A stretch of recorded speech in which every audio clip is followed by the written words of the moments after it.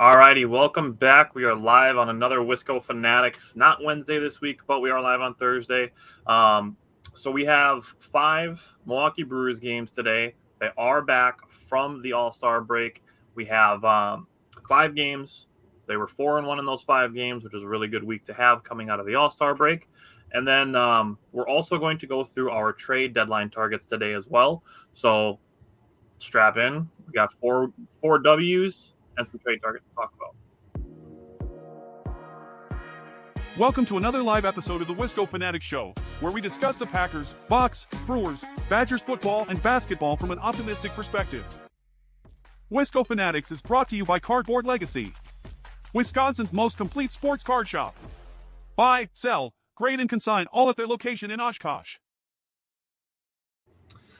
So, like Tyler said, welcome back, everybody. I decided to push the show back. Tyler was kind enough to agree. Went to EAA yesterday. That was awesome. If you've never been, I highly recommend.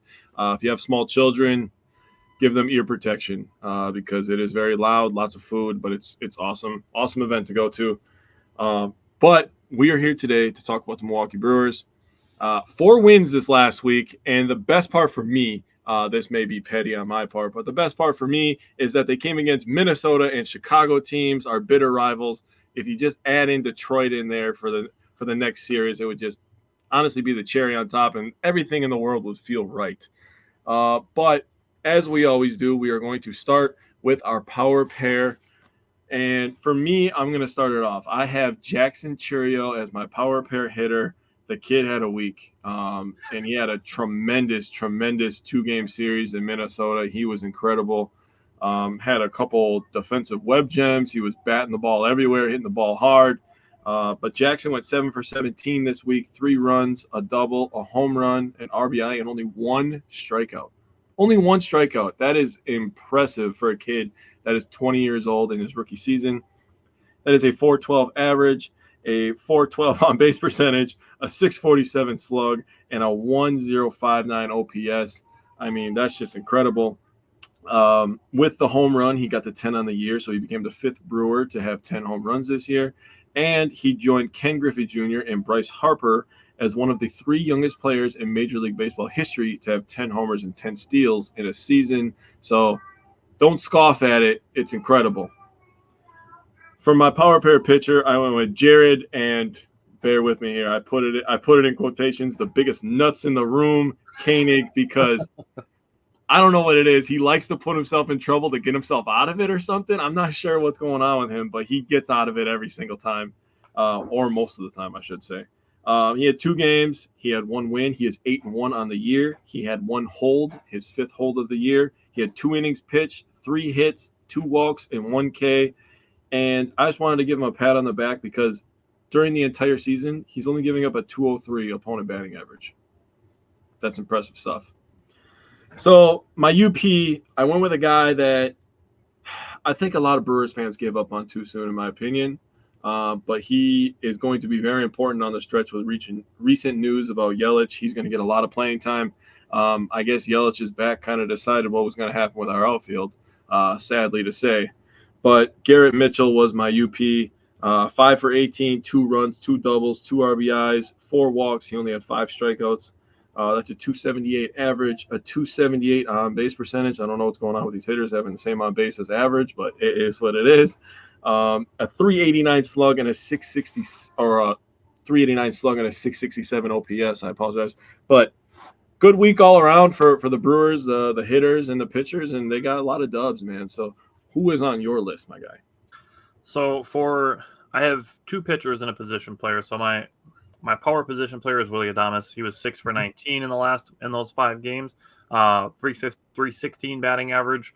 Also drew 4 walks. One thing that we've talked about but hasn't gotten a lot of coverage as far as Brewers fans, the things that they're talking about, is his plate discipline being much better this year compared to his entire career. So he got 4 walks and only 5 strikeouts. So Willy Adames' plate discipline, say what you will about his batting average, but he's hitting dingers, coming up clutch, and his plate discipline has been much better. Yes. For power pitcher, I wanted to give Yoel Payamps credit. because the unfortunate thing with trust is that it's much easier to lose than it is to gain. Very true. But I think we can go back to putting trust in Yoel Payamps. And when we get to the latest game that he pitched in, I'm going to ask the question, is Yoel Payamps back? So he's pitched 5 straight scoreless appearances. Across those 5 appearances, he's pitched 4 1/3 innings, given up 1 hit, 0 walks, 6 strikeouts, and 0 runs. Nice. So he's been pretty damn good in his last 5 appearances. Then my underrated performer, I went with Elvis Paguero. He pitched 2 1/3 innings since the All-Star break. Another guy that Brewers fans just don't seem to give enough credit to. Elvis Paguero is a pretty darn good pitcher. In those 2 1/3 innings, he gave up 3 hits and a walk, struck out 4, and also gave up 0 runs. All right, so let's get into this Twins series from over the weekend, also known as Jackson Chourio dominating the state of Minnesota. What stood out to you from Game 1? What's up, Taylor? How you doing, buddy? Man, the Brewers, we had to wait an extra day to get Brewers baseball after the All-Star break, and they just decided to try to make this feel like an exhausting 3-game series in 2 days. Started off with a banger. This one went 12 innings, if you don't know, and the last couple innings are really when things went absolutely nuts. Great baseball game. It was a lot of fun, honestly. You start with Peralta, right? Peralta had one of it. He talked about it the game before the All-Star break that he wanted to have a dominant second half like he did last year. And you two, and here's myself. Hey, I love to hear that, Taylor. I agree with you. Peralta, 6 innings pitched, 2 hits, 2 walks, and 8 Ks. So as you get into this one, you break it down a little bit more. He had 82 pitches through 4 innings. And you're like, man, you got to keep the pitch count down. And that was his problem, and it plagued him for a lot of his starts. He just always has one big inning, or he has a couple innings where it's just like 17, 18 pitches, 15 pitches. And it's like, you got to be going deeper in these games because, we're using our bullpen a lot. Well, to answer that, 82 pitches in 4 innings, he has 10 pitches in the 5th. And you're like, oh, yeah, this guy's going 6 innings. He's going 6 innings for sure. So then he ends up going to 6 innings, and like I said, the 0 earned runs, 6 scoreless innings. You can't ask for anything else out of an ace. Honest to God. A gem. Hudson comes in. He what did he give up? He gave up a 1-out double, and then Paguero came in, spiked a wild pitch that tied the game 1-1. I will go over the scoring in a second here. But give credit to Big Z here, man. Big Z's been better than advertised, in my opinion. He comes in and cleans up the mess that was left on base. Yeah, that was hurt. I was hurt after that wild pitch. I'm not gonna lie to you. So then we get to Payamps. Beautiful choice, by the way, my man. I give you a lot of credit because he looked like Joel Payamps. Trevor McGill looked like Trevor McGill, and Jacob Junis gave up 1 earned in 2 innings pitched, but after all the runs that the Brewers ended up scoring in the extra innings, which they scored. This is the first time that they've scored 7 runs in the 10th inning or later since May 7th, 2016. In case you didn't know, now you do. Now we get to the scoring. So RBIs by 5 different players. Chourio and Turang each have multiple. Turang with 3, Chourio with 2. We had 7 players with a hit. That's awesome. Contreras and Adames each had 2. And this was Jackson Chourio's first 3-hit game. Love that for the kid. This game also started with a rain delay. Forgot to mention that. So we had 2 rain delay games this week. And then they, like I said, they decided to go extra innings. So they tried to make a 3-game series. Feel like a 3-game series in 2 games. Right. And the last thing I wanted to say here, I wanted to say a quote from Pat Murphy. He said, "This was a relentless win if there ever was one." And I love that quote. I feel like he's one of those people that when he says stuff, you're just like, dude, that'd be a sick tattoo, man. Like, he just has that feel about him. I don't know what it is, but I'm going to leave some stuff for you because I feel like I'm taking all the meat off the bone here. But go ahead, buddy. No, you don't have to worry about me. I promise you I'm going to get into it. I'm glad you mentioned the rain delay because we talked about this a little bit with Tuesday night. We were supposed to have a watch party, and then rain unfortunately canceled that plan. Mm-hmm. But the effects of a rain delay on the starting pitcher that is scheduled. Yeah. That's a tough thing to be like rolling up and then ready to go, and then okay, no, we're not starting, and then you don't know when you're gonna start. So then, do you stay warm? Do you cool down and then re-ramp up? Like it messes a lot with your preparation. Mm-hmm. There's really no other sport like that where you're stopping if there's rain. If there's football, you're not stopping if there's rain. They might stop if there's monsoon and lightning and all that, but if it's just raining or snowing, like you're not stopping. Baseball is different. If it's something like that, and then again, like Tuesday night ended up being an hour and a half. Mm-hmm.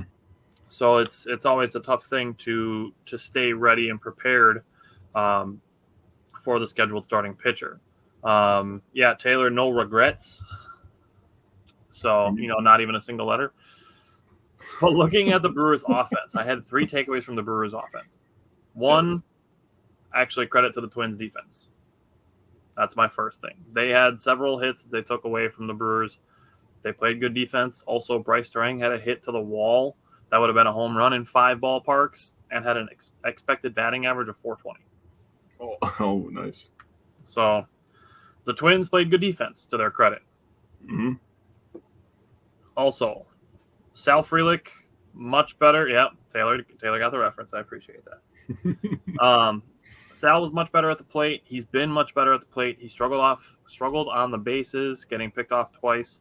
In the top of the 9th inning, I thought he was safe, but unfortunately the Brewers were out of challenges.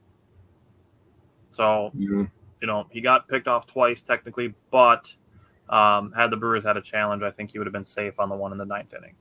Mm-hmm. Now, also, just looking at the Brewers' approach, I want to give big credit to the batting approach of 3 players specifically. Sal Frelick and Willie Adames, great battles in the 2nd and 4th innings, both to get on base. And Jackson Chourio to hit not 1, but 2 inside fastballs to right field. This was in the video that I made for Jackson Chourio on Monday. Him doing things like that at 20, that's stuff that, like, earlier in the season, we were happy to see Blake Perkins and Bryce Durang doing those things. Those are things that William Contreras and Christian Yelich do that are like, okay, those are veteran hitters. Those guys know what they're doing. Jackson Chourio is doing that at 20. He's not doing it in AA. He's not doing it in AAA. He is 20 at the major league level, taking 96-mile-an-hour fastballs on the inside corner and hitting them to right field. Yeah. I am not joking at all when I say that Jackson Chourio absolutely has superstar potential. Oh, yeah. Like, we've talked about Garrett Mitchell, and we believe that he has star potential. Mm-hmm. Jackson Chourio has superstar potential. And we're seeing it already. Oh, yeah. I'm going to maybe plant this seed now. I don't think it's out of the realm of possibility that Jackson Chourio is the face of the team as early as next year. Oh, he could. I mean, that's I would agree that though the trajectory that he's going right now and everything that we've heard coming up into this year, I honestly wouldn't be shocked if he's an all-star next year. I'm not even gonna lie. That's fair. I could see that. No, I could totally see that. In little old Milwaukee. All right. So, all in all, Brewers had the Twins on the ropes a couple times. Yep. And they responded. Obviously, old pal Carlos Santana got them. But Brewers rallied, and then they're like, all right, we scored 1, and that wasn't enough to get the win. We scored 2, that wasn't enough to get the win. What if we just score 5? Yeah. See if they can keep up with that. Yeah. And that was enough. The Twins got 1 back, but Jackson Chourio also called game in this one with his diving catch to end it. He did call game. All right, let's go to game 2, and let's talk about Sunday's win. So Sunday's win, we start with the pitching. So Savali's on the mound. He goes 4 1/3, 4 hits, 5 earned runs, 4 walks, and 4 Ks. And I know you have thoughts on that, so I'm going to pause. Sure on Savali, okay. Now I do want to say that he could probably do a little bit better job getting ahead in counts. That's something that has helped Tobias Myers. And Sure. Savali was 12-21 on first pitch strikes. So getting yourself behind against a team that is aggressive, and the Twins are a good team. They're in second place, but they're a good team. you got to do a little bit better job. So, again, Big Z, 2/3 of an inning, got us through the 5th inning, 0 hits, 0 walks, 1 K. I mean, he just comes in and does his job, man. Honestly, he could be underrated. He could have been an underrated performer this week, in my opinion. Do that.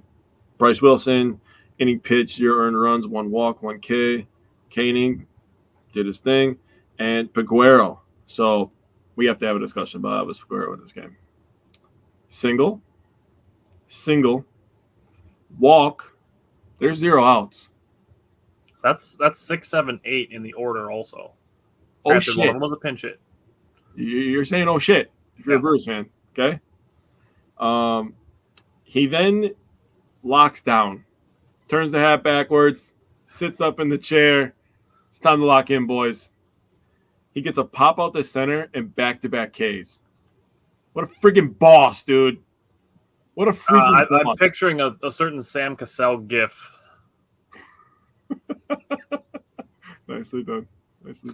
Yeah, if you get it, you get it. Trevor McGill locked this one down. But now we go to the offense. So, first thing I wrote down and made myself laugh a little bit. This game felt like the boss Hoss and Action Jackson Churio had a personal vendetta against the Twins. Because they were shitting on them the entire game. Our first hit of this game for the Brewers was a home run in the 3rd with 2 outs from the boss Hoss. He also had a single in the 5th that scored Churio. Churio had a double in the gap to left center that ended up scoring Mitchell. I forgot to write down the other one, but I wanted to point out that Mitchell got on base right before Churio with a bunt single. Yes, he did. So for him to get on with a bunt single and then Jackson Churio to be like, you're going to score, that was awesome. Churio had back-to-back days with crazy catches. Wanted to point that out. Yep. His catch on Sunday versus the Twins was number 7 on the SC top 10. Oh, nice. So I saw that ball slicing, and I'm like, there's no way he's going to catch that. And then all of a sudden he's walking away with the ball, and I'm like, damn, he caught that. All right. I think my favorite part of that play was that Brewers fan like, yeah, going crazy. Yeah, that was awesome. I just want to say that Jackson Churio also had a disgusting home run in this game. 443 feet, upper deck. Yeah. That would so go back before I continue to stumble over my words here. We talked earlier in the season when Churio was struggling about his average against fastballs. And we both agreed he has to hit the fastball. He's not missing the goddamn fastball right now. And it is hurting pitchers. They were able to blow fastballs by him. He was really sitting on the curveballs and the sliders and all the breaking stuff. And he was doing okay at that. So if you're a Brewers fan and you know baseball, you should be like, okay, he's got this down. Because usually that's the stuff that the young guys struggle with, is the breaking stuff. So if he's got that down, all he has to do is catch up to the fastball. He caught up to the fastball, and he hit it 443 feet. That was very high in the zone. I couldn't believe that he hit that, honestly. That was almost as high in the zone as you're going to get for it to be a strike. I mean, now, honestly, umps will call strikes that are higher than the zone. We understand that. But that was still in the zone that you see on TV, and he still crushed that thing. So, honestly, crazy job. Also point out, again, back-to-back days with 7 Brewers with a hit. And Hoskins and Churio both had 2 hits, so back-to-back days for Churio with 2 hits. And Haas had 3 hits. So, I mean, everybody was chipping in against the Twins, and the Brewers scored 8 runs in back-to-back days, man. 3 straight wins after this one. Goes back to early July since they've done that. All right, I like that. And then, they have a couple of slower offensive games, and then people are like, oh, the offense always sucks. And it's like...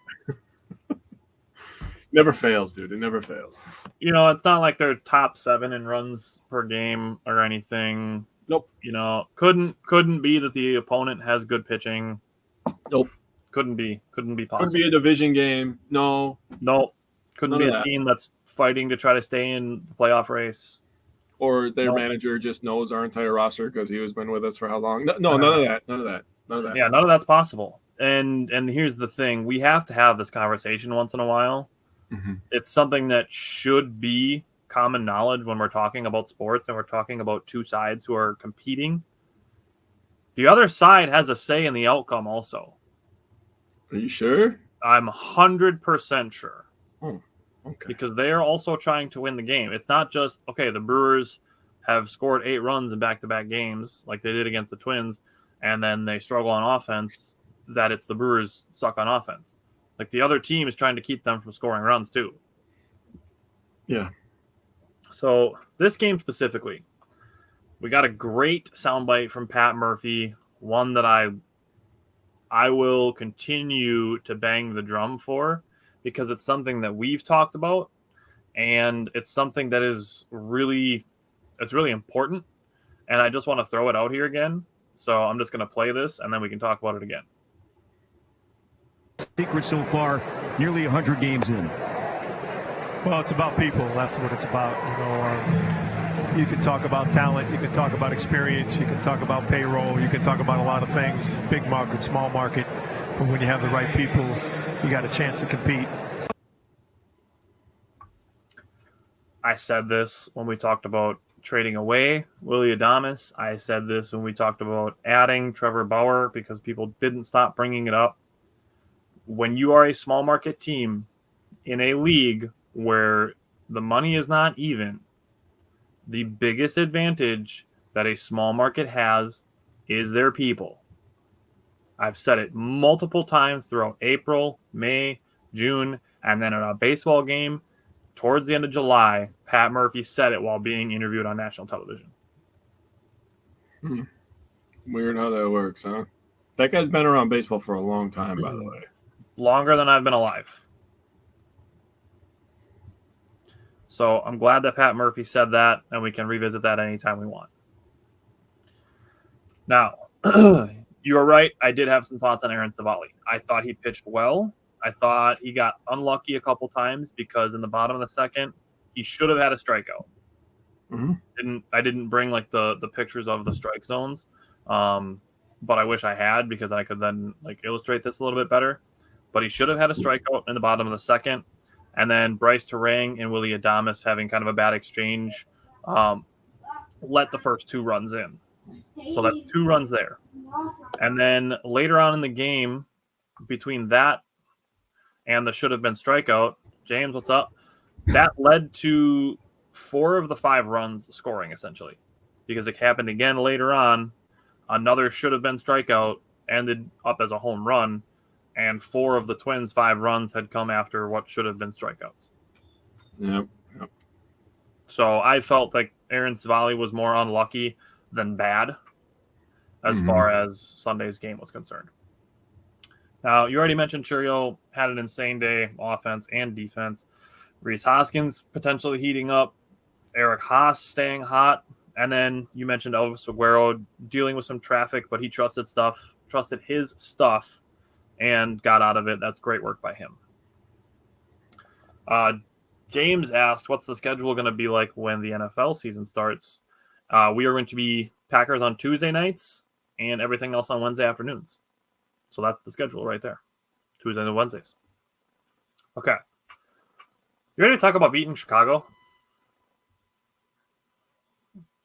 Okay. Well, we don't get to talk about game 1 quite yet, but One second.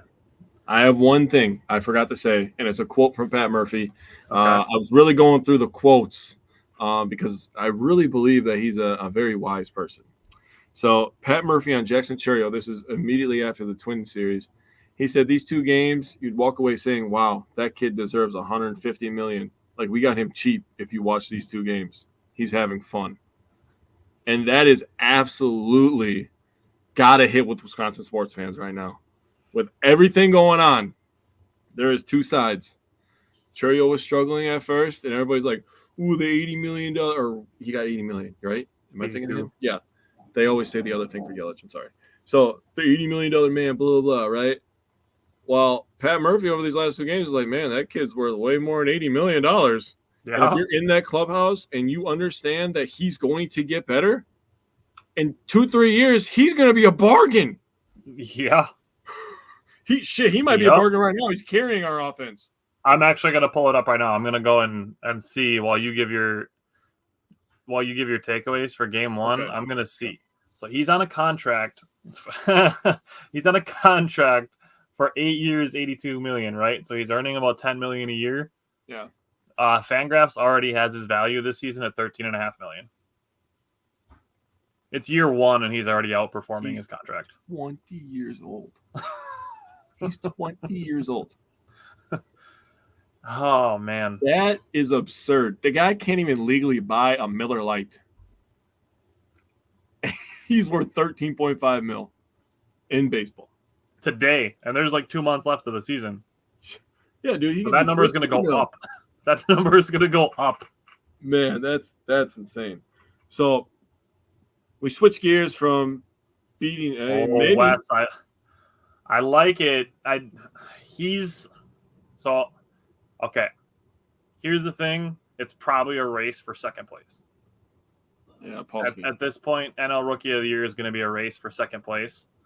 I don't think baseball is ever going to consider splitting Rookie of the Year into, Rookie Pitcher of the Year and Rookie of the Year, and just having two distinctions for it.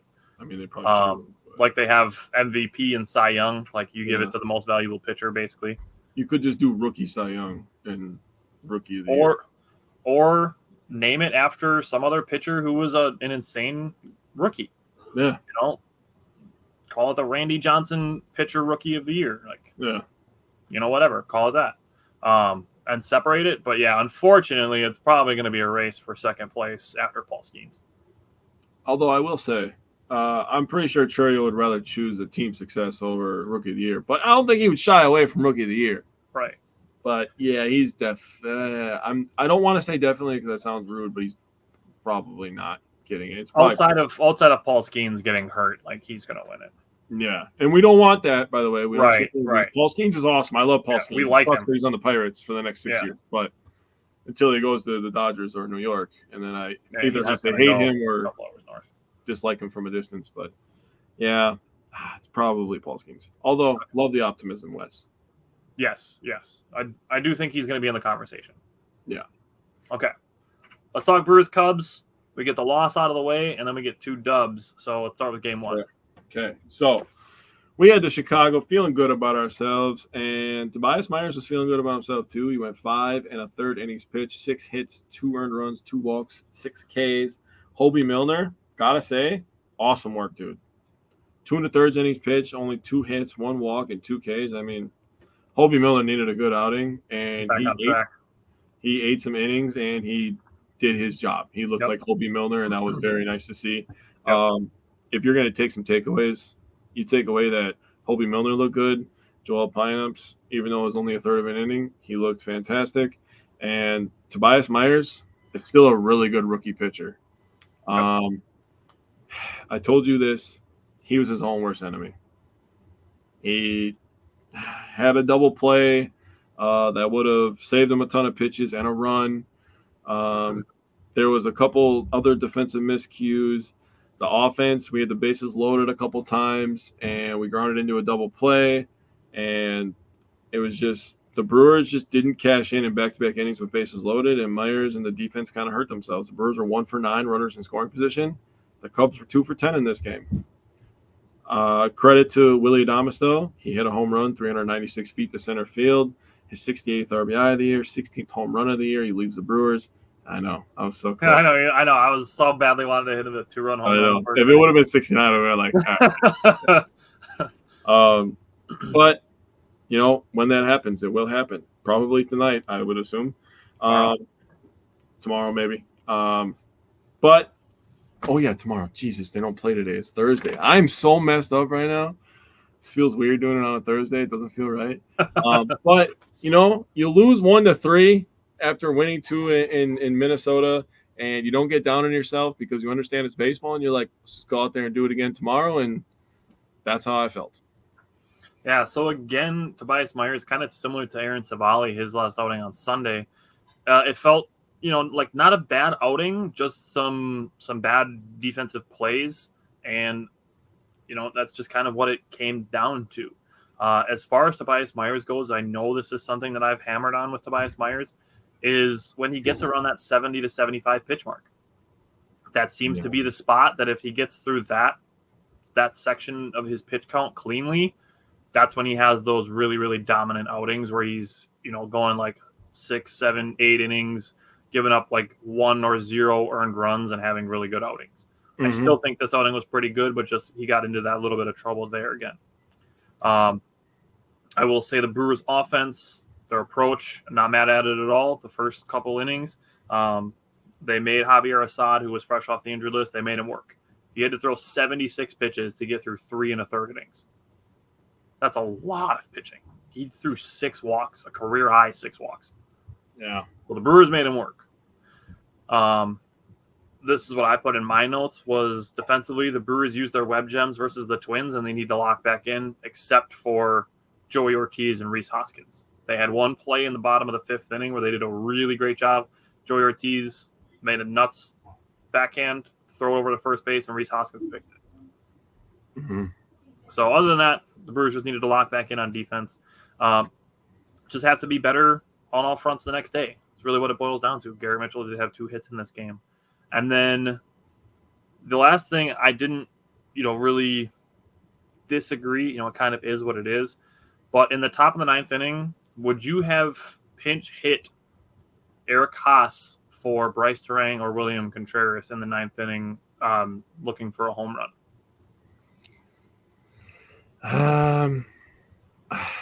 With you got to take yourself back in the mindset of Haas just having 2 home runs the day before. Right. Probably would have made the move in that moment in time if I'm judging myself, but I don't agree or disagree with anything that. Right. And that's what I have written down after the question, was that I get that we have the hindsight. Mm-hmm. I might have pinch hit him for Bryce Terang just because Terang was going through a little bit of struggles. But now we saw the next 2 days, Bryce Terang come in clutch in those moments. So yeah, we did. It's just one of those things where you just you have to be patient. You have to take good with the bad. You have to just take the ebbs and the flows of a baseball season. Mm-hmm. And if they do decide to make that decision at that moment, they could have put on Germán Estéreo at second base. There would have been options. So it is what it is. That was just a question that I thought I'd ask, but we get down to it. Okay. Game 2 of the game that started eventually, it was supposed to start at 7:05, ended up starting at 8:30. Hashtag put a roof on it. But what stood out to you from Game 2 on Tuesday? So I'm going to reiterate what you just said. If you have children, please plug their ears. Get a fucking roof. Are you kidding me right now? Are you freaking kidding me right now? Just one of the most recognizable sports brands in all of sports. But, dude, at this point, all those big market teams, you need a retractable roof. I don't give a shit. No, it doesn't even have to be it doesn't even have to close your entire stadium. Yeah. Just get just a shell. Just get a retractable shell. Yeah. You can still have the sides open. It might not be the best thing for fans, but it's also not going to stop fans from sitting in their seats. Right. I don't understand. Honestly, something needs to be implemented, because you get into situations like this where, you're getting later into the season now. Now, I understand that it's still July, but you have August and September. This is the last series that the Brewers have against the Cubs, so you can't just make a doubleheader later in the season if we have a series with them. They had to play these games. Now, they could have made the next day a doubleheader, but is that really necessary? They don't really want to take away an off day for the Brewers, who are leading their division and making a playoff race right now. So, just is. The Cubs are off today, so they could have moved it back to today. Okay. Well, the Cubs are in Kansas City tomorrow, so it wouldn't have been bad, and the Brewers are at home, so it wouldn't. They could have moved it to today, I guess. Okay. Well, it still messes with everybody's preparation, right? Like we talked about with Freddie Peralta on Saturday. Everybody's ready to go, warmed up and everything, and then nope, just kidding. Yeah, and our preparation, we put in all that hard work. Those bastards. So, here we go. Got to give you credit, buddy. We did give everybody a little pregame show preview, I guess I'll say. And Tyler, you said it was going to be a pitcher's duel. And in my opinion, it doesn't get more pitcher duely than a 1-0 baseball game. So it's pretty pitcher dually in my opinion. I might just be a dude that has a podcast, but I know stuff sometimes. You know some things and stuff and things and more stuff. I do research on the stuff that I talk about. I promise. You do. So we got to talk about Colin Ray. Still started this game, as it started an hour and a half late. Still gave us 5 innings, a 4-hit baseball, and 0 earned runs. And the pitching had 0 earned runs, and it was awesome. He had 2 walks and 8 strikeouts. 8 strikeouts from Colin Ray. My pregame show. His strikeouts are up in his last 6 games. He had 6, 7, 8 strikeouts in 3 of his last 6 games. Then he comes back with another 8. That's pretty disrespectful from Colin Ray. Hudson comes in, locks shit down, inning pitch, no earned runs, no walks, and 1K. Peguero comes in, looks like Elvis Peguero. Koenig comes in. All right. I'm not going to say he looked like Koenig, but he looked like Koenig from this week where he was just like, yeah, man, I really feel like just stressing myself out. Like I just want to, pass out, and then I'll just eventually get out of it. But on a serious note, Chris Hook goes in there, and he talks to him.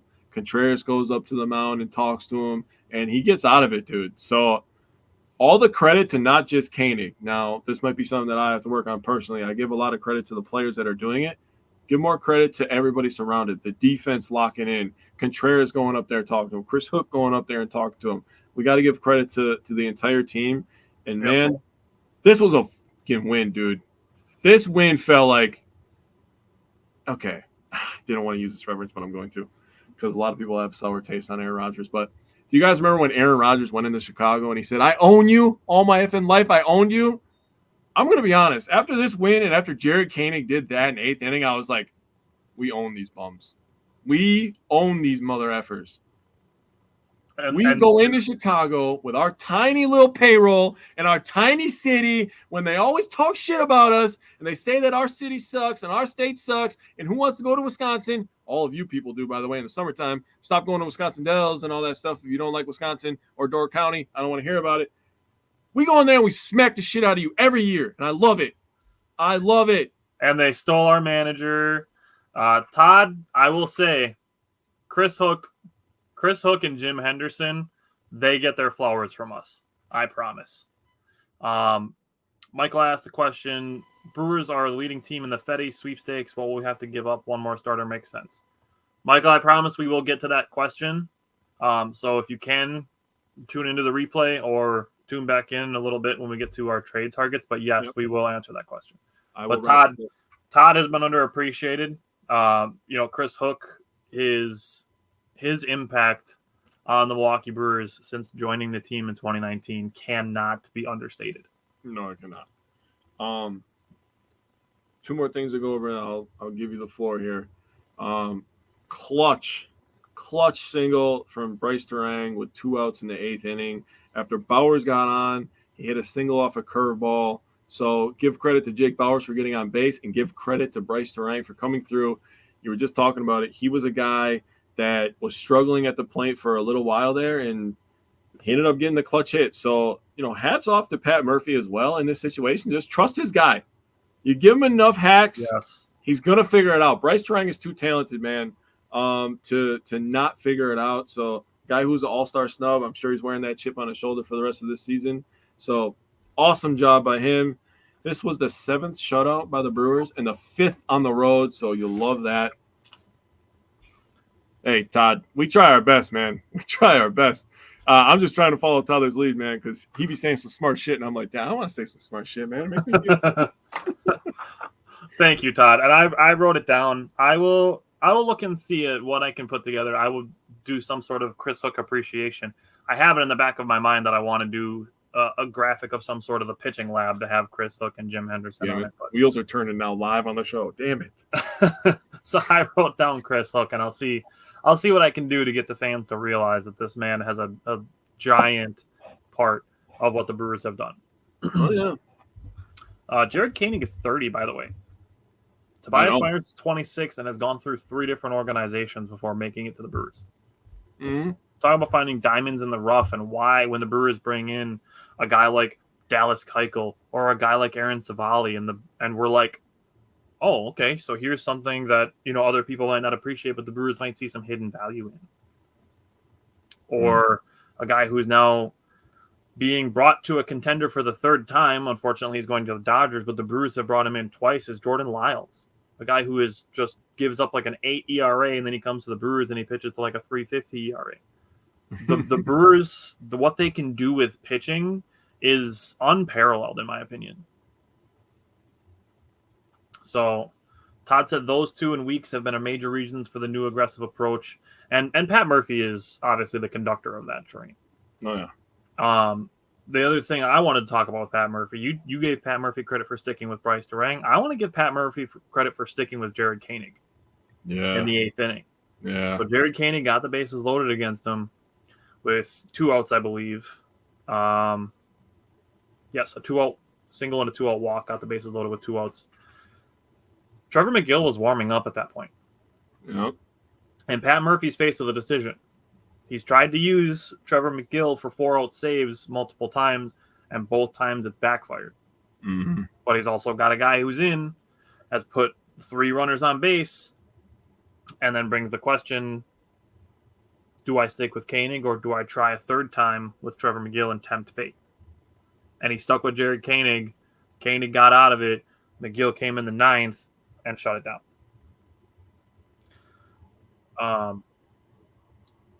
Todd asked, do you think they take a chance on James Paxton? I'm going to say no because DL Hawley's getting kind of close coming back. Yeah, I mean, that's pretty much where we're at. If after the trade deadline, like, they don't get anybody and they're still looking for another starter, like, maybe. But I think at that point, too, like, yeah, I agree with you on DL Hall. And we still got to see what's going to happen with Joe Ross. Yeah, I mean, we're going to be getting what they said about Devin Williams, so that's going to bump everybody up and help the bullpen as well. They said Devin Williams needs to pitch there 3-4 times in AAA. I think he's pitched there twice now, so something like that. We're going to be getting him back within the next week and a half. Yeah. I would say they'd have to be kind of desperate to take on James Paxton. They're not going to claim him off of waivers because then they'd have to pay his salary, so he has to clear waivers and elect free agency. If he clears waivers and elects to accept an assignment to AAA, then he'd still stay with the Dodgers.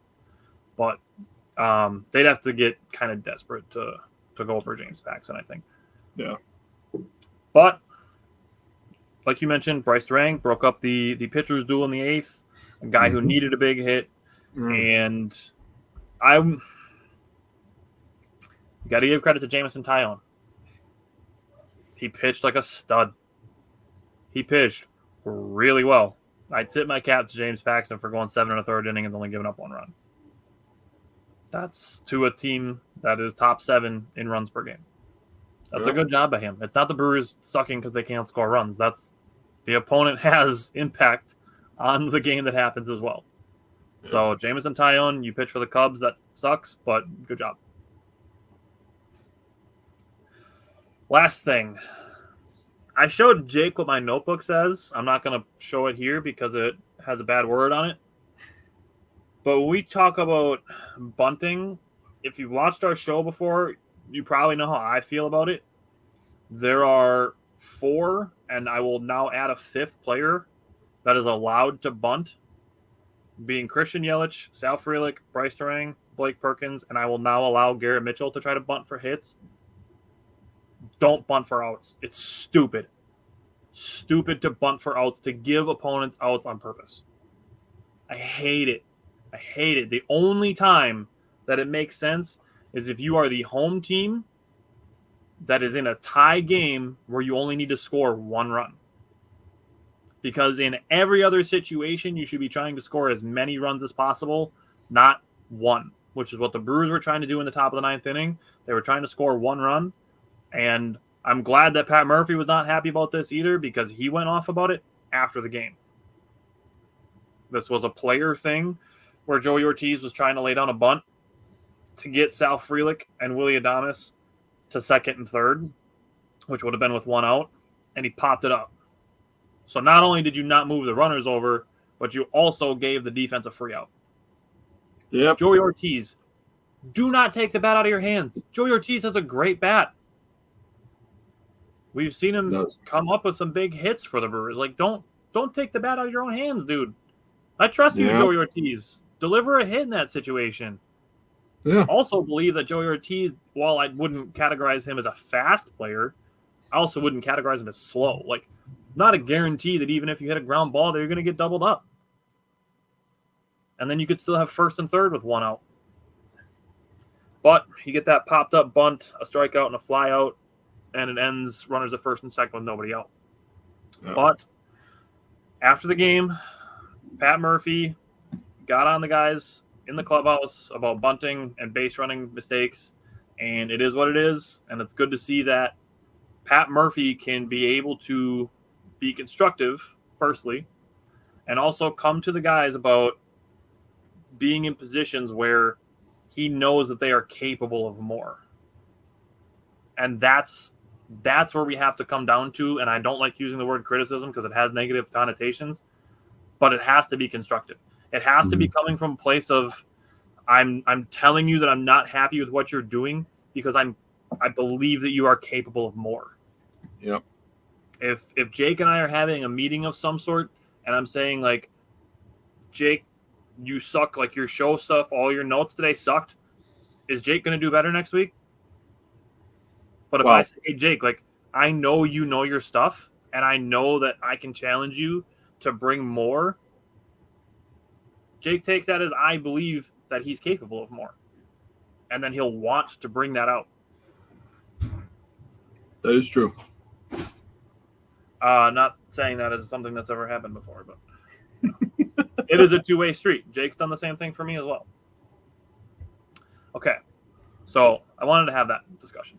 Sorry to single you out like that, but like I said, it's a two-way street. We've had conversations back and forth.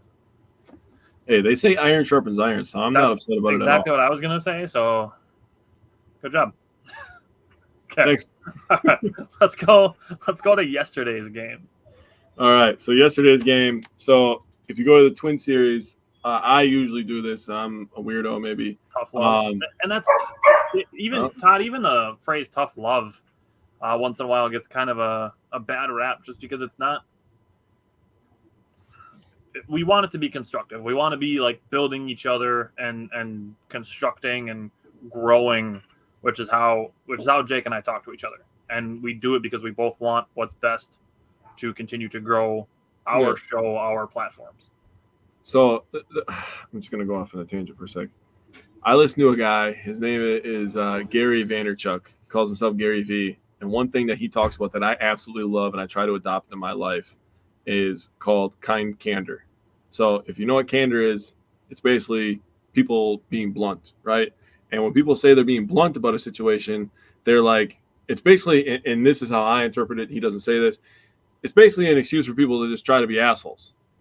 Let's say the first thing that comes to mind. Yeah, like I'm just being blunt with you. It's the same thing as those people being like, no, I'm being realistic. You know, it's not sunshines and rainbows and all that stuff, right? So kind candor, how he phrases it is, you could tell people the truth, but you don't have to be an asshole about it. And that's what I appreciate most about Tyler. Maybe not the most, but there's a lot of stuff I appreciate about Tyler. Tyler's a great friend, great guy. So you should follow our show just because Tyler's such a good guy. But kind candor is something that I really do try to practice. I try to tell people the truth and be honest with people, you know, because honesty, you know, really is the easiest thing to talk about and to be kind about it because you never know what somebody's going through, right? So just kind candor, man. We need to practice that. And you never know, man, if you just be nice to somebody and tell them the truth while being nice, you might make their day, and then they're going to spread it on, and it's just going to keep going. So let's just be good people, be nice, okay? Now, I'm going to talk about the Brewers not being nice to the Cubs because that makes me laugh. It makes me feel good because it's just sports. It's not real life, okay? It's fine. It's just sports. So the Brewers, like I was saying, I always look forward in the next series to look at the pitching matchups, and I kind of start thinking in my head like, who are they going to have? What's going to happen in this game? This could be interesting. This would be a good matchup for this guy. Could be a tough matchup for this guy.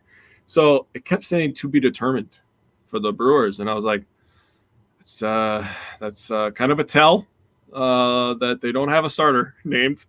And it was a bullpen day, and we've seen this before. This is nothing new for the Brewers, but Big Z started this one in the first inning, and the Cubs were kind of going off on him a little bit, 4 hits and an earned run, but he got out of it. So respect to him, he got out of it.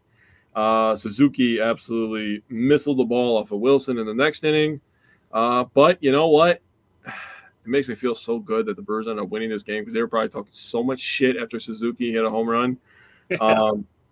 Yes, Wilson ends up going 4 innings, gives up an earned run. The 1 hit was the home run and 3 Ks. Jacob Junis, 3 innings, a hit, and Piamps was locked down. And I know you want to have a discussion, so I'm going to hit the pause button on that real quick, as my dog wants to be part of our show now. RBIs in this one are Contreras, Turang, and Churio. I mean, Jackson Churio, dude, and Bryce Turang, if those two start heating up, that alone, I mean, Jackson Churio is already on fire. I don't know how much more on fire he can get. I meant to say, if Turang and Contreras can get on fire, that will make up for the yelling missing time. Yeah. We need Turang and we need Contreras to get back to where he was in May to keep us afloat, above the division. Brewers on a great pace right now for win total and playoff seeding, so I just kind of want to stay there. That's a pretty comfortable spot. Here's something for you. I thought it was hilarious that after the game that Greg Counsell, I'm going to call him Greg because I don't care. Both teams scored 5 runs in this series, and the Brewers took 2 of those games. And the first thing that he says is the pitching was great, but we have to score more runs. I'm like, dude, both teams scored 5 runs. I don't know what the fuck you're talking about right now.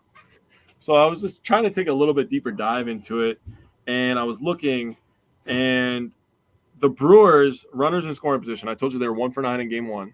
They were 1 for 8 in the second game, and they were 3 for 10 in the third game. That's 5 for 27. That's not good. That's not good at all. But that's a 185 average. The Cubs, 2 for 10 in game 1, 0 for 5 in game 2, and 1 for 4 in game 3. So it tells me 2 things. So that's 3 for 19. That's a 157 average. 1, respectfully, if you talk shit about the Brewers not hitting a scoring position, you shut the hell up because we had more chances and it ended up being the reason we won 2 games out of the 3. 2, the Cubs overpay for a lot of players because they suck at hitting with runners in scoring position. Also, they struck out a fuck ton. Sorry for cussing. I'm getting amped up here. They struck out a freaking shit ton for all the money they pay for this lineup. And for all the noise that I heard all offseason about the Brewers are going to suck. They have no pitchers. They lost Corbin. You think Jackson Churio is better than PSA? I'm not even going to touch that subject because I already bodied a few people. Okay? I'm not even going to touch that right now because I'll really go off. But holy crap, dude. How delusional can Chicago fans be? Every time that I think it's reached its height, they just go farther, dude. It just makes 0 sense to me. The Brewers are better than the Cubs. The Bucks are better than the Bulls. The Packers obviously own the Bears. And Wisconsin has had their trouble with Illinois over the past couple of years in different sports. But as an overall standpoint, we own you too. So just deal with it, Chicago. All right.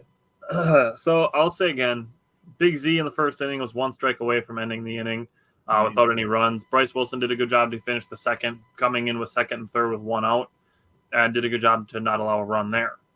Top of the 5th inning, the umpiring got a little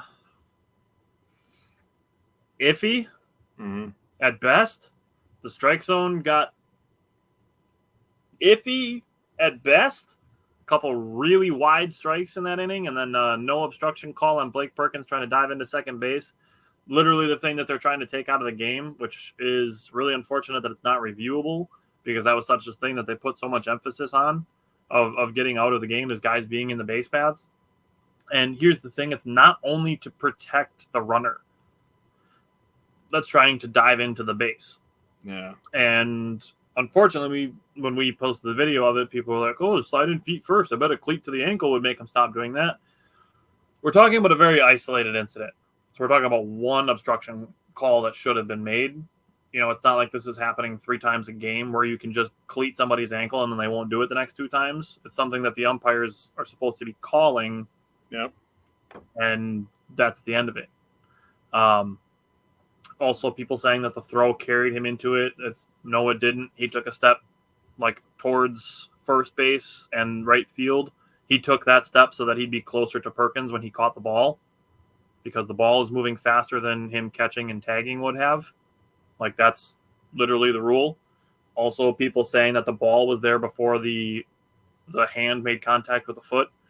No, it didn't. Blake Perkins' hand definitely hit Swanson's foot before that. But the thing is that it's also to protect the position players. It's to protect the hands, fingers, and wrists of the players sliding in head first, which it's easier to do because then you can put one hand on the bag instead of trying to keep a foot on the bag. It's easier to do that. And it's also to protect the feet, legs, and ankles of the position players, which we've seen. There's been some pretty gross injuries when it comes to that too, on the runners and the position players. So that should have been called an obstruction, but it wasn't. So it is what it is. The Brewers still won despite that. Okay, you mentioned Jackson Chourio. I have a potential hot take for you. Ooh. The amount that we've talked really nicely about him, Wes is probably going to love this. What do you think about Jackson Chourio in the 3-hole with Yelich out? Send it. I'm serious. Fuck, do it. I'm with it. I talked about, what was it, last week or the week before, about who do we put in the 5-hole, and I said Jackson Chourio. And now we're having the question, who do we put in the 3-hole? I mean, we know that Sal Frelick really plays center field and right field. We've seen Mitchell play center field and right field. You know who we've seen left field? It's Chourio. So just let him take a spot in the order and in the outfield, I guess. Yeah, and I mean, we talked about this too, like how good he's been since June 1st. He's over 300 batting average in that time. Yep. Throughout this week, you gave his stats. He's been fantastic. Wes said he's seeing the ball great. I mentioned that in my video that I did earlier this week as well. He's striking out less. He's walking more. He's hitting more home runs. He's driving runs in. He's scoring. He's doing all the things that Christian Yelich does. That's very true. He's probably not getting on base quite as much as Christian Yelich, but not a lot of people are. So, I mean, if you're talking about who on this team outside of, your leadoff guys, William Contreras and Willy Adames, who those guys' rotations, their spot in the lineups are set, who do you put in that can closest to replicate Christian Yelich? And I think the answer is Jackson Chourio, at least right now. Yeah, that's fair. I believe that Garrett Mitchell could also be like that type of player. I also think Garrett Mitchell could be an amazing leadoff hitter. But, we actually have to give him a little bit more time. He's just now getting into like 20 or 30 games played. It's still April for Garrett Mitchell. It is. So I think he eventually could be in that position. But today, the best player who has the chance to replicate what Christian Yelich does for the Brewers, I think, is Jackson Chourio. Yeah. Okay. Jacob Junis is becoming the guy that I thought he could when we signed him. I was really excited to see him in the starting rotation. I still think he's going to be called upon to make starts at some point. So, Todd, to go back to your James Paxton question, we've obviously seen Bryce Wilson make a ton of starts this year. I think Jacob Junis could also be moved into the starting lineup at some point as well for the starting rotation. I can see it. In this game, he pitched 3 innings, gave up a hit, a walk, and a strikeout, and no runs. Yeah. So, did you hear Pat Murphy's new nickname for him? No. Called him the Green Corvette. He's like, you take him out, you put him back in the garage. You don't drive it every day, but you have fun when you do. I love that. He's calling him the Green Corvette. So that's where we're at with Jacob Junis. But like I said, I do think he's going to be called upon to make starts at some point. And then Yoel Payamps. People were like, why are you putting Payamps in instead of Trevor McGill? Trevor McGill had pitched 3 of the last 4 days. And right now we don't have Devin Williams. We don't even have Abner Uribe. No. So we're turning to Yoel Payamps, who was the Brewers setup man last year, has the stuff, pitched a super clean inning. 1-2-3 inning with 2 strikeouts. Now in his last 5 appearances, like I said when I made him my power pitcher, 4 1/3 innings in his last 5 appearances, no walks, 1 hit, 6 Ks, no runs. Filth. let's talk. Oh man, let's talk because I have a couple things for you here. This is the question that I posed: Is Yoel Payamps back? So looking at, gotta grab him. Give me just a second. Yep.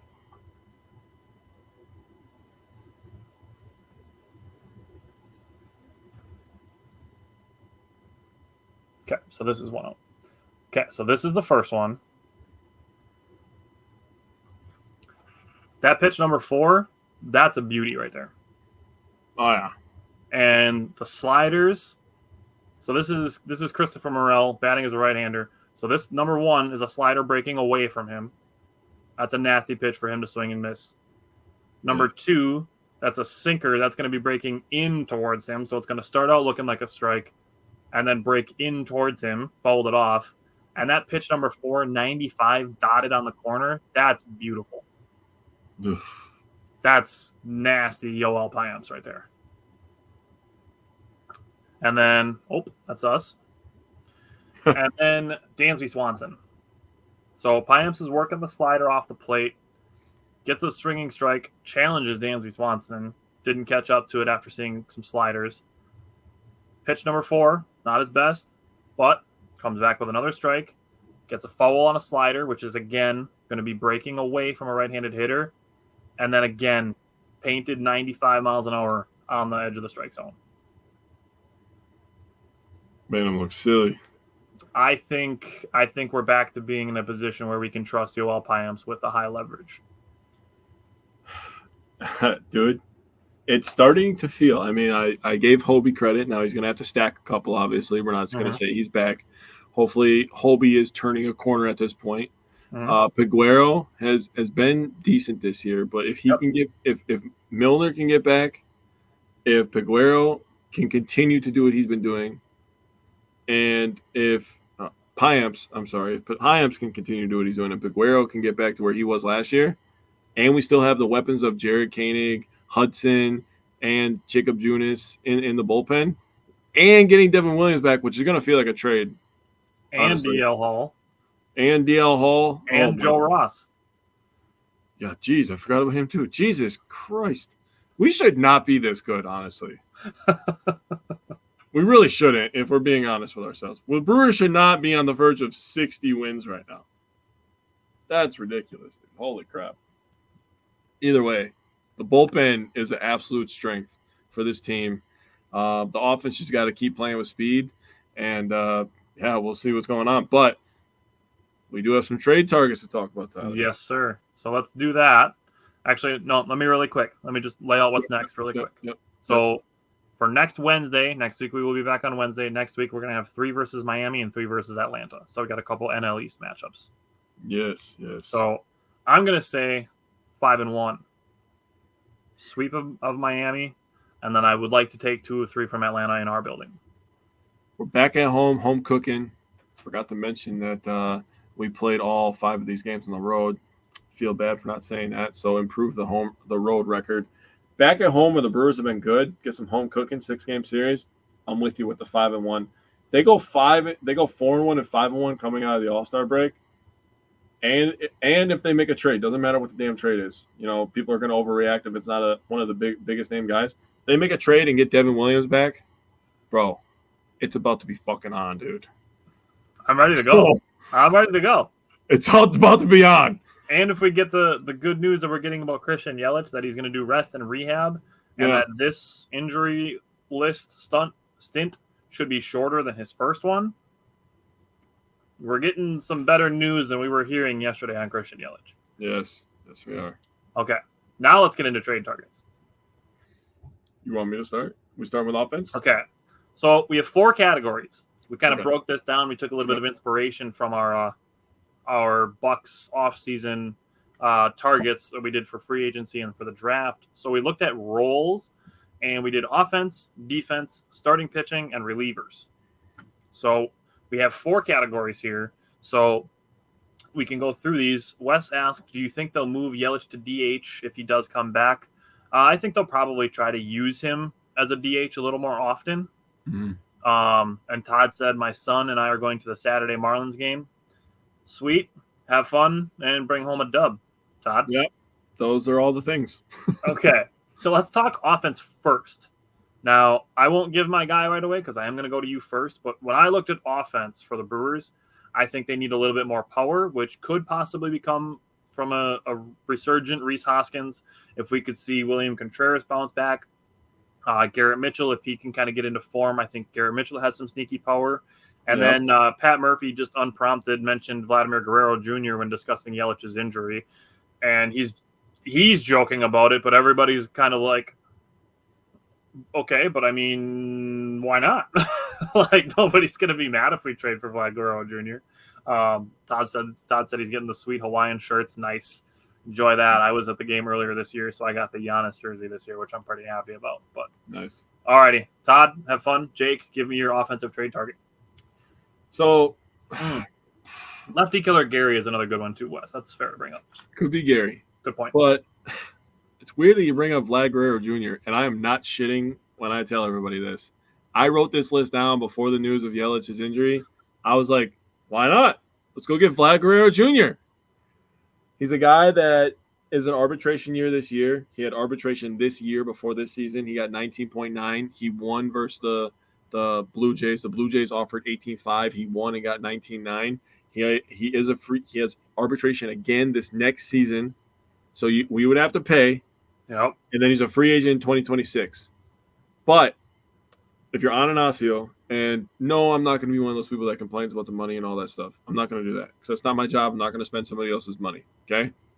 Yep. What I am going to do is I'm going to say, if you're in a situation right now where you got a young team and you consistently overachieve, you have an opportunity to go get a young guy that you have control of next season. You can see what happens, and maybe he loves Milwaukee and you never really know. Why not? Let's go get him, right? This guy's hitting 296 this year, has a 366 on base percentage, a 488 slug, an 854 OPS. He has 18 home runs and 62 RBIs. And for a guy like me who's an old grandpa and remembers his dad, he was one of my favorite players on the baseball game.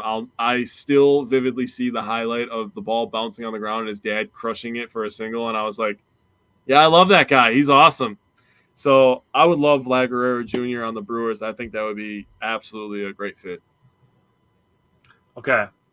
So the guy that I have is a frequent trade partner of the Milwaukee Brewers from the Tampa Bay Rays. I went with Isaac Paredes. Oh. So he's batting .250 as an on-base percentage of .352, slugging .445 for a .798 OPS. He has 16 home runs. He can play both corner infield spots. So he could play first base, or he could back up Joey Ortiz at third base, and obviously DH. So I think having a little bit of positional versatility would be great. He's respectable defensively. He's not great, but he's respectable defensively. And unfortunately, he would command a pretty decent price. He's arbitration eligible starting next year, which could lower the price a smidge. But I think the Brewers would probably rather, or the Rays would probably rather deal with the Brewers than to trade him to, say, like the Yankees and trade him in division or something like that. So I think Isaac Paredes would be a great offensive target for the Brewers. So I have one more on offense here, and it is also a guy from the Rays. And it was a guy that won the AL batting title last year, and his name is Yandy Diaz. Guy that could play first base and play third base, like you said. He's having a down year this year, so are the Rays. He's hitting 273, 329 on base, 396 slugs, 726 OPS. He has 8 home runs and 46 RBIs. He has lots and lots of postseason experience, which is something that I was taking into consideration on offense. 6 straight years he's been into the postseason. 1 with Cleveland, 5 straight with the Tampa Bay Rays. And I looked at his contract. He's getting paid $8 million this year. He's $10 million in 2025. He has a club option in 2026 for $12 million, and then he's a free agent in 2027. So this would be a move where you trade for him. You wouldn't have to just immediately get rid of him. I think Yandy Diaz makes a little bit of sense. So postseason experience, a guy that can play multiple positions, I can see it. Okay, I like that. All right, let's go to defense. Who do you think would be a good defensive addition for the Milwaukee Brewers? This guy is probably my second least likely guy to get traded for on my list, but I did put Luis Robert Jr. on here. from the White Sox. He had 38 home runs last year and also had 172 strikeouts, so he's a home run strikeout guy. But in terms of defense and why I picked him, I thought of a guy that would replace the production that we get from Yelich. Yelich is a pretty decent glove and an okay arm, and that's what I would consider Luis Robert Jr. He's in the 65th percentile for arm. He does have tons of speed, so he can make up a lot of ground. And he's in the 80th percentile for range this year for defense. I will say I take some of the stats from the White Sox like a grain of salt because they are just freaking terrible, dude. They're bad. Yeah, They're literally on pace, I believe. I read that right. They're on pace to break the loss record, which is ridiculous when you consider that they have two starters on the trade block who are pretty damn good. Pretty good, yeah. So, I mean, this year he has 12 home runs and 69 strikeouts. Yeah. Nice, but not nice. You know what I'm saying? Yeah. And he has a hefty contract, $15 million this year, and then he has a club option at 26 and 27 for $20 million. So that's pretty expensive. He literally would be a replacement for Yelich. He has an okay arm, good range, he has some power, and he's expensive. So I mean, when I thought of it, I was like, makes sense to me. I will just give my other defense real quick. The other one is Jazz Chisholm. I don't believe that he's going to be coming to the Brewers. I think a bigger time contender is going to be scooping him up, but just wanted to mention him as a just in case.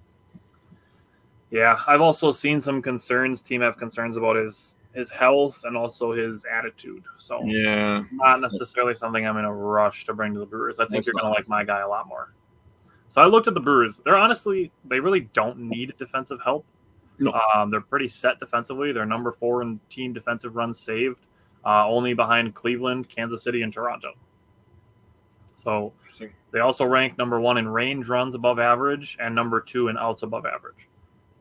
So defensively, the Brewers really can't get much better than they already are. Yeah.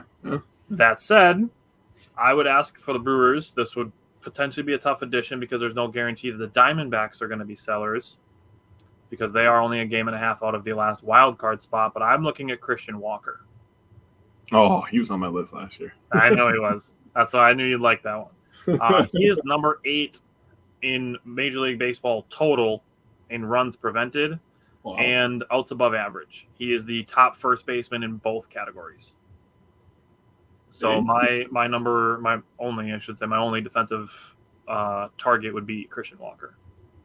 Very nice. Nicely done. I do like that one. In either one of these situations, if you keep Jake Bauers on the team, you can use him in the outfield while Christian Yelich is coming back. Yeah. Okay. Starters. So I'm going to say this. I'm going to go back to Michael's question. Michael asked about Eric Fetty. I posed Eric Fetty and Tyler Anderson to Jake back at the end of May.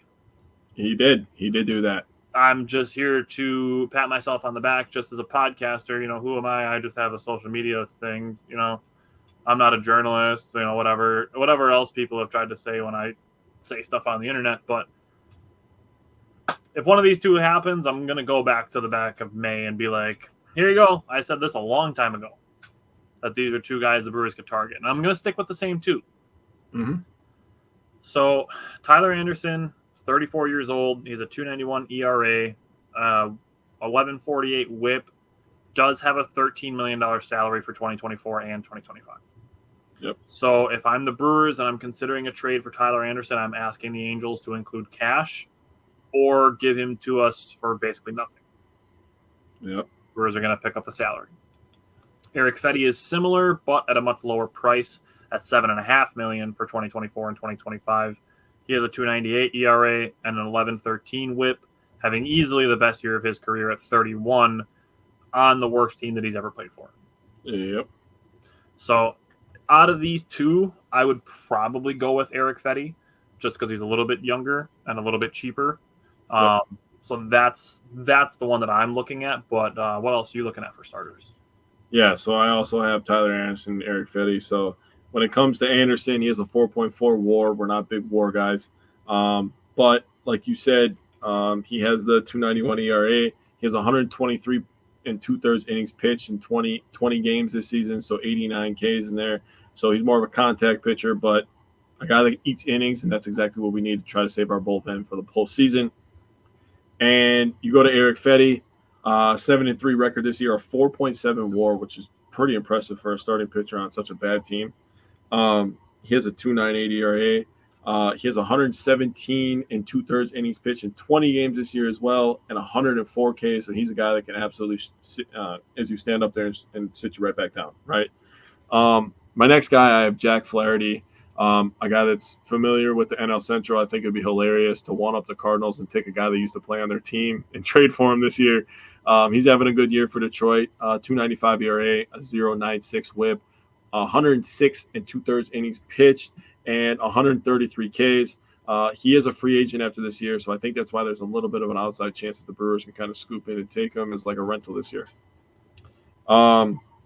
Garrett Crochet is my last guy. He's going to probably not be on our team, but I wanted to put him on here just to kind of extend all options. 6-7 record, a 3.07 ERA, 0.97 WHIP, 157 Ks. He still has arbitration for 2 more years. So if you get him, you get him under control for 2 more seasons. So I think that would be exciting. But yeah, 2 guys from the White Sox, a guy from the Tigers, a guy from the Angels. Those are all teams that are selling. And there's not many this year, honestly. It's pretty tight-knit in the NL. A lot of teams still have a chance at the playoffs. So we're going to have to probably look to the AL to try to get somebody. Yep. Or potentially overpay, which is something I really don't want to do. Yeah, I don't want to. Which is why I'm actually pretty on board with my relief pitcher target, who we'll get to in a second. But we have another guy that we both have on the list. So, Jake, what else do you have on Tanner Scott besides the fact that he has a 1.24 ERA, a 0.985 WHIP, and 17 saves? Yeah, he also has 18 holds. He has 44 and 2/3 innings pitched, and he has 51 Ks. This guy throws a fastball at an average of about 97 miles per hour, and he throws a disgusting slider. So, I mean, I don't know what it is. And when I was looking up trade targets, I was doing a bunch of research. I was like, he's a lefty, bro. The Brewers have been doing stuff with lefties this year, i.e. Hudson and Koenig. They've just been doing stuff with lefty guys out of the bullpen. We get Devin Williams back. You then have right-handed Devin Williams. You have right-hander and Payamps, Paguero. I mean, you have McGill. You have all your right-handers. You get this guy that makes the right-lefty thing kind of evened out, and you could just situationally just destroy everybody with our bullpen and our pitching lab. That's the thing is if you look at, we remember some of the disgusting bullpens where the Brewers could go Corey Knebel to Jeremy Jeffress to Josh Hader. And then we had Corey Knebel and Devin Williams and Josh Hader. We could potentially have this season Brian Hudson, Trevor McGill, and Devin Williams, which would be just disgusting. You're getting a lot of different pitches. Dude, when Devin Williams is back and the Brewers can go 7, 8, 9 of Hudson, McGill, and Williams, that is nasty. Oh, yeah. And then if you throw Tanner Scott into that mix, you could be like, all right, Colin, go get us 5 innings. And then be like, here you go. Here's Hudson, Scott, McGill, and Williams. Good luck touching a baseball in the next 4 innings. You're not wrong. That would be a disgusting thing to have to face in the playoffs. Be like, dude, okay, great. We didn't score on their starter in 5 innings. Now what? We're gonna have a lot more shutouts. Right? My dad said you can go back to Trevor Hoffman too. You could. Being able to go through those late innings and essentially turn the game over and be like, okay, yeah, we now have an 11% chance of getting a hit in the next 3 innings. So that's cool. Yeah. Would be a great thing for the Brewers to have. Now, yeah, John Axford too. The Brewers have a long list of great closers, but having a 3-inning stretch where you go 3 different pitchers and it's just okay, all 3 of them are giving you different things. That's tough. Tough to deal with for sure. Now, Tanner Scott is a free agent at the end of the year. So like Flaherty, he is a pure rental. He is. So that's where we're at with Tanner Scott. Do you have any other relievers? I do. I have one more. All right. His name is Carlos Estevez. He's a right-handed pitcher from the Angels. He has a 1-3 record, a 2.38 ERA, a 0.74 WHIP. He has pitched 34 innings, 32 Ks. He has 20 holds and 20 saves. So that was something that was really important to me. Is I was going through holds and saves leaders, and I looked at his contract. He is 6.7 mil this year and next year, and he is a free agent. Oh no, just this year he's a free agent in 2025. So again, another rental guy, but the Angels are selling. They always sell. They literally only keep Trout hostage, which is really sad, but it is what it is, and there's a reason that Ohtani left.